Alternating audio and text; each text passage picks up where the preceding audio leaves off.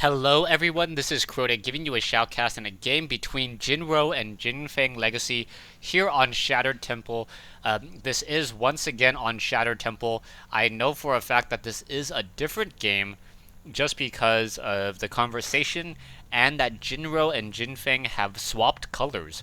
So these games were taken from Battle.net. I did explain why sometimes high level players tend to play each other over and over and over again when the matchmaking system is trying to find someone as equal skill level as you.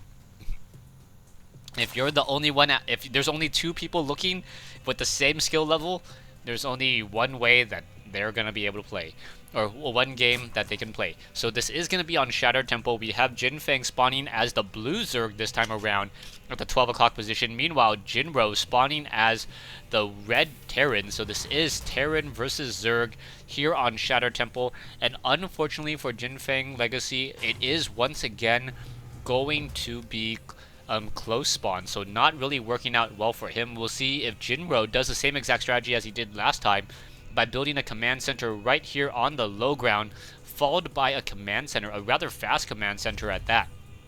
Meanwhile, we'll see if Legacy is going to open up with the same. It does not look like he's opening up with the same build, or no, that drone's still wandering around. I believe he's going to be, once again, going for that early hatchery. And yeah, there you go. That I believe that drone is not a scouting drone. At least one of them isn't a scouting drone, as that drone is going to grow up and be a hatchery and be able to produce larvae. Hatchery now underway. SCV and drone pass each other. JiFeng must be just giving another sigh, saying, how come it has to be close spawns once again? Can't I get a break here on Shattered Temple, as the SCV now still wandering around on the inside here. We still do not see a spawning pool yet, and based upon the minerals of Jinro, we should be seeing a command center in just a moment as well. You can see that there is no refinery down, and with only one barracks in play, the only natural way that Jinro can really come out of this without making me scratch my head would be a command center here. He also does need a supply depot, otherwise he will be supply locked in just a moment, as that drone now running away, and there's that command center being built on the low ground already. Spawning pool about to be completed, and interestingly enough, Jinro not training up more Marines. He is still training up some SCVs. He needs to get another supply depot. There it goes. There's that supply depot there. As now finally trying to train up Marines, trying to make sure that he does not stay supply locked for far too long. You can see that another 10 seconds he will be supply locked for about 6 seconds or so, as that drone now makes its way down over here. You can see the drone was patrolling right in this location to make sure that no bunker was placed down, and then stopping any sort of semi-cheese here on Shattered Temple.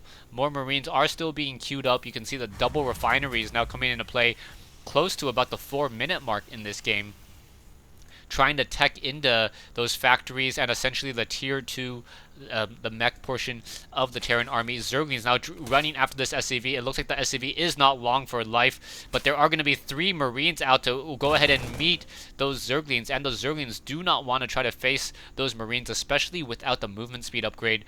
Without the metabolic boost, those Zerglings have a much more difficult time trying to surround those Marines and trying to close in within that combat range. Zerglings now just testing the waters here, as we see more power droning by Legacy. Legacy has, and so far I've seen him do a lot of very impressive builds with Zerglings and a very, very strong macro. The problem has been that Jinro has been getting factories with Hellions, and if he gets another factory down over here, that would be the same exact strategy he's been going for pretty consistently. No, going for a factory here now. So now going for a factory here, walling off just a little bit, getting a reactor, and are we going to be seeing a tech lab as well? I don't see enough gas for the Blue Flame research, the Infernal Pre-Igniter research just quite yet, so I'm curious as to how this will be working out. We do have the factory now lifting off and going to actually be creating a wall off here to prevent any sort of run by. Very curious play by Jinro. The tech lab now being added on. Perhaps he will try to swap and double train Hellions off of this one particular factory, but that should also indicate that that Legacy needs to be going for roaches. Unless he tries to do a timing push with those banelings, it's not going to be able to really destroy or do very much at all. The Marines inside that bunker getting a lot of damage. There's that blue flame research.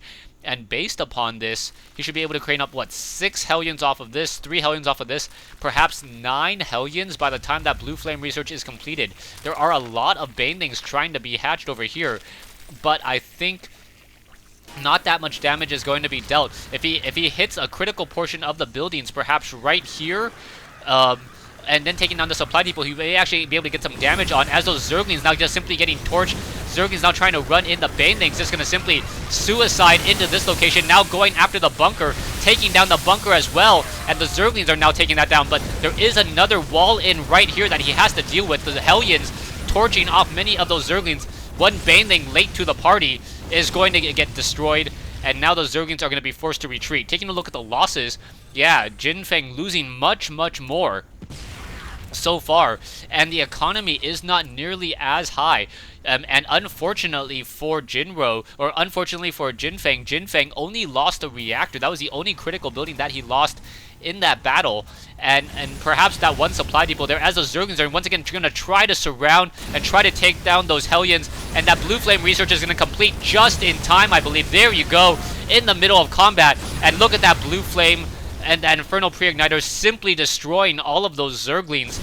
And yeah, JiFeng is still using Zerglings to try to battle Blue Flame Hellions, and that is just not a good battle indeed. Taking a look at the losses, 2,000 losses versus 900. Income, slight advantage for Terran as well. Army size, also a small advantage for Terran. Those 4 Hellions, the majority of that army there. Those Hellions are going to back off, perhaps get some more damage, trying to fight away from creep. And those Hellions getting a lot of damage across the board, but they are going to get picked apart, not without getting some collateral damage first. Those Hellions should just be able to line up those Zerglings. I'm not sure why Jinro didn't actually just let that one Hellion finish off the rest of those units there. It looks like the Hellions will be able to back off in just a moment. Getting under the cover, no, not barely. One more attack would have been able to destroy that Hellion. It is going to get repaired, as more Hellions going to slowly get added to this group, and now we'll see what exactly Jinro and JiFeng try to do. But JiFeng still having a lot of problems trying to deal with those Hellions, and he hasn't been adopting and he hasn't been playing the player.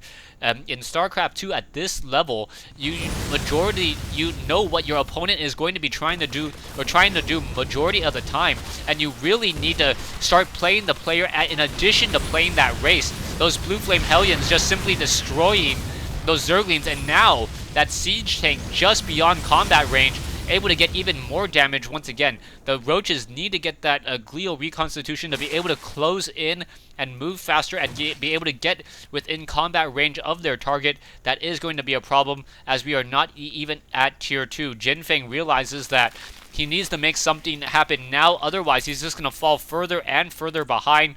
Army-wise, he does have the larger army, but Jinro is much more fortified at this time. Production-wise, you can see Zerglings and Banelings adding.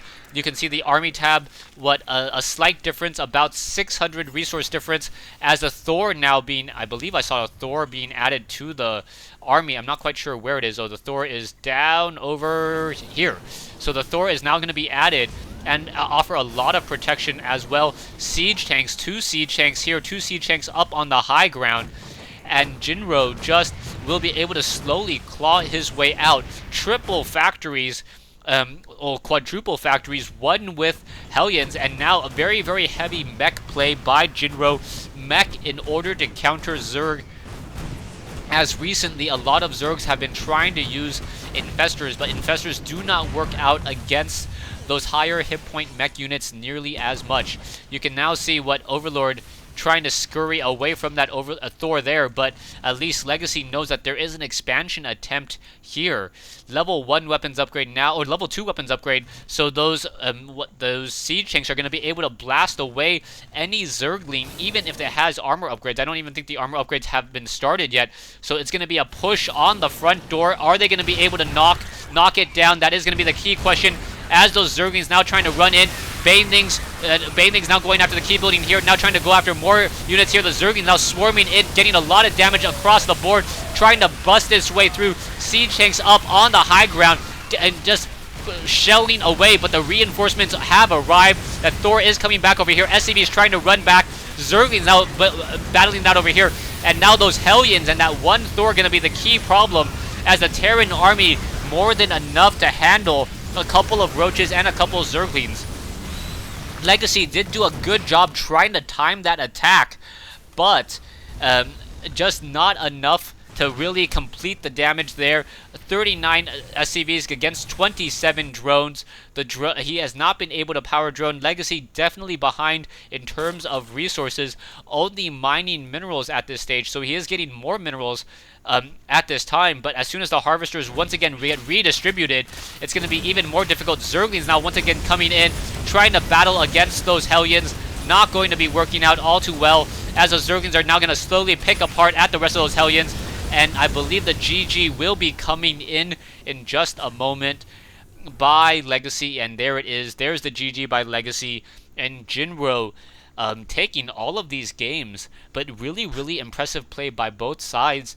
I really wish that JiFengLegacy had adopted Roaches just a little bit earlier, or at least tried to sacrifice an Overlord to see what his opponent was doing. By not getting that Overlord, he was playing in the dark in the critical minutes between 5 and 8. And when you don't know what your opponent is doing between the 5 and 8 minute mark, you're playing blind, you're training the wrong units, and then your army just falls apart.